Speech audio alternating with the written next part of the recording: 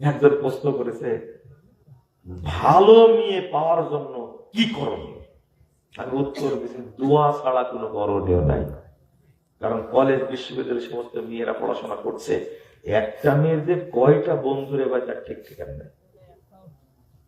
একটা থেকে ভালো পাওয়া যাবে? আল্লাহ ছাড়া কেউ ভালো জানে? আল্লাহর কাছে চাও। কি করতে হবে? আল্লাহর কাছে চাইতে হবে, আল্লাহ তুমি একটা দিনদার পবিত্র মেয়ে আমাকে দিও। আমি পবিত্র, আমি দিনকে ভালোবাসি, আমি একটা ভালো মেয়ে চাই। আল্লাহ কবুল করলে ভালো মেয়ে পাবেন ইনশাআল্লাহ, ইনশাআল্লাহ।